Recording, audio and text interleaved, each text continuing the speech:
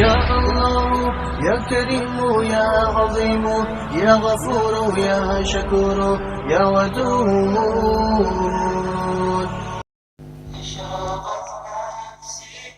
انسان کو اس دنیا میں بھیجنے کا مقصد زمین کو آباد کرنے کے ساتھ ساتھ اللہ کا ذکر کرنا اور اس کے دین کو تمام انسانیت تک پہنچانا ہے۔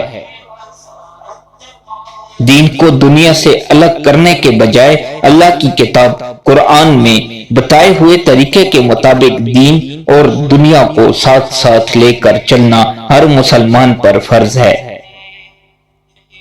لیکن انسان کی کمزوری یہ ہے کہ وہ بعض دفعہ کوشش کے باوجود بھی اپنی زندگی میں مکمل طور پر دین کو شامل نہیں کر پاتا۔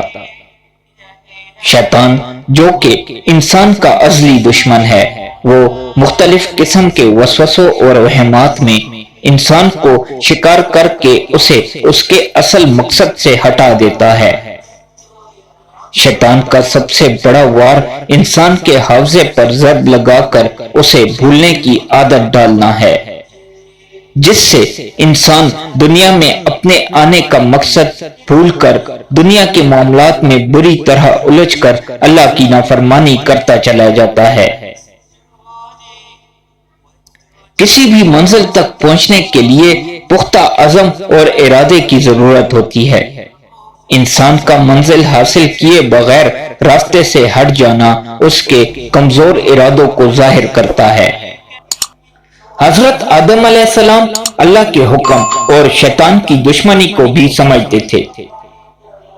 اس کے باوجود شیطان کی وسوسانہ اندازی کی وجہ سے بھول گئے اور اللہ کی طرف سے جنت میں ممنوع کیے گئے۔ درخت سے پھل کھا لیا، لیکن جیسے ہی انہیں اللہ کا حکم یاد آیا انہوں نے فوراً توبہ کر لی اور اللہ نے ان کی توبہ قبول کر کے ان پر اپنی رحمت فرمائی اور انہیں چن لیا۔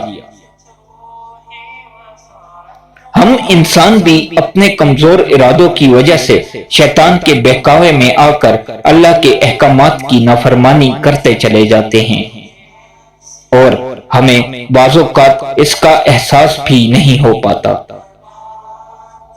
شیطان کے چنگل سے نکلنے کے لیے انسان کو اپنے بھولنے کی عادت پر قابو پانا ضروری ہے۔ انسان کی زندگی کی سب سے پہلی ترجیح اللہ کا ذکر کرنا اور اس کے احکامات کے مطابق زندگی گزارنا ہے۔